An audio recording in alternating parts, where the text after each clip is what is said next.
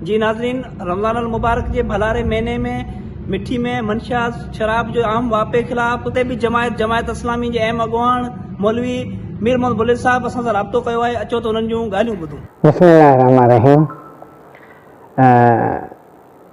रमज़ान मुबारक जे हिन मुक़दस महीने में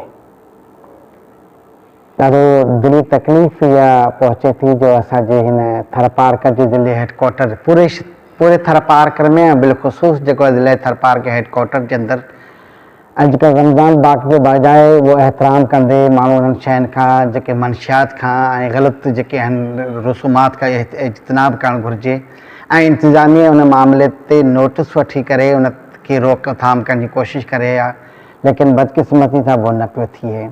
जीअं रमज़ान मुबारक शुरू थियो आहे तव्हां पूरे थर जे हर चौराहे में ॾिसो ऐं बिलख़ुसूस शहरनि ऐं गलियुनि जे अंदरि तव्हां ॾिसो त शरब जा नंढा नंढा वमिनी गुता खुलिया पिया आहिनि। इहो ॿुधायो थो वञे त इहो बाबा हिंदुनि खे इन्हनि जी इजाज़त आहे। ऐं सुवालु पुछणु चाहियां थो त उन हिंदू जे भक्तनि खां दोस्तनि खां उन जे मज़हब जे अहम साञाए वारे माण्हुनि खां त मूंखे ॿुधायो त तव्हांजे कहिड़े मज़हब जे अंदरि जेको शराब जी इजाज़त आहे। इंसान मदहोश थिए थो, इंसान अख़लाक़ियात खां परे हलियो वञे थो, इंसान में हवा जो रमको ख़तमु थी वञनि थियूं।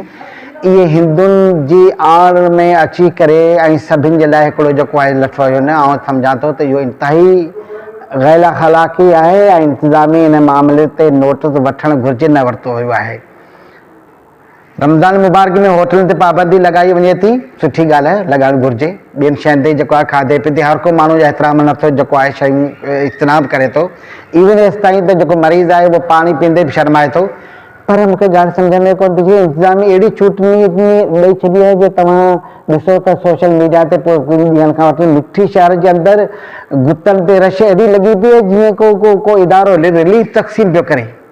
त आउं सम्झां थो जो इंतिहाई क़ाबिल अफ़सोस आहे। इंतिज़ामिया मुकमिल तौर ते पोइ उहे SHO जी साहब हुजे, SP साहब हुजे या DC साहब हुजे या जेके बि इंतिज़ामिया जेके बि इदारा आहिनि, शेख जो जेको आहे सख़्ती सां जेको आहे हिते जी इंतिज़ामिया चे त नोटिस वरिते। जेकॾहिं इंतिज़ामिया इन मामले ते कंहिं का क़िस्म जी पेशरफ़्त न कई त मे बि थी सघे थो त इन मामले में रोकण जे हवाले सां माण्हू जेका स्ट्रगल करे कोशिशि करे ऐं बाद में इहो रंग ॾिनो वेंदो त बाबा ही मज़हब जे आड़ में अची करे मुख़्तलिफ़ तरीक़नि सां असांजे मथां उहे इल्ज़ाम लॻाया वेंदा। इन करे जमात इस्लामी मुकमिल तौर ते इन शइ जी जेको आहे इंतिज़ामिया खे अल्टीमेट ॾिए थी त फौरी तौर ते खुदारा फौरी तौर ते इन जो नोटिस वरिते इनखे रोकरायो वञे। हीअ त रमज़ान जो मुक़दस महीनो आहे, रमज़ान खां अलावा बि न करणु घुरिजे न जी।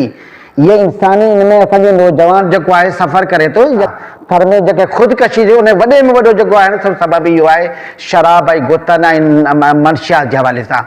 त आउं इंतिज़ामी ऐं इदारनि सभिनि खे इहा इल्तमास कंदसि खुदारा असां मुस्लमान आहियूं, इहे असांजी इस्लामी jamhuriya पाकिस्तान आहे, असांखे इन जो एहतराम करणु घुरिजे ऐं बिलख़ुसूस हिन क़ुरान ऐं मुक़दस जे महीने जे अंदरि तव्हां अहिड़ा का अमल न कयो, अहिड़ी हिकु पासूम न करे जंहिं नतीजे तव्हांजी दुनिया बि वञे आख़िरत बि वञे। ऐं जेके तव्हां रोकथाम न कई त पोइ इहा थी सघे थो कि ॿिए तरीक़त कई वञे ऐं बाद में इहा वारी मुश्किल थी वेंदी आहे असांजे लाइ। जी नाज़रीन, मज़हबी जमायत इस्लामी जे अहम अॻुवान मीर मोहम्मद बुलेट साहब जूं तव्हां ॻाल्हियूं ॿुधियूं। हुनजो इहो चवणु हो त हिते विक ते रमज़ान शरीफ़ जे भलारे महीने में मुनी गुता खोले शराब जो आम वापो कयो वियो आहे, जेका रमज़ान शरीफ़ जे बाबरकत महीने जी तोहिन आहे। उन खां अलावा मीर मोहम्मद बुलेट साहब इहो बि चयो त थरपारकर में जेके ख़ुदकशियूं थी रहियूं आहिनि उन्हनि जो बि अहम कारण इहो जेको शराब जो आम वापो आहे। शराब खां सवाइ सफ़ीना गुटका जो बि आम वापो तेज़ी सां थरपारकर में पकड़िजी वियो आहे। इन्हनि सभिनीनि जो ख़ात्मे जे लाइ मौलवी मीर मोहम्मद बुलेट साहब चयो आहे जेकॾहिं इंतिज़ामिया फौरी तौर ते नोटिस वठी ही मंशियात फरोशी बंद न कराई त एहतियात जो दायरो वधायो वेंदो। कैमरामैन AD बजीर सां गॾु एजाज़ उनर, थर जो ऐलान मिठी थरपारकर।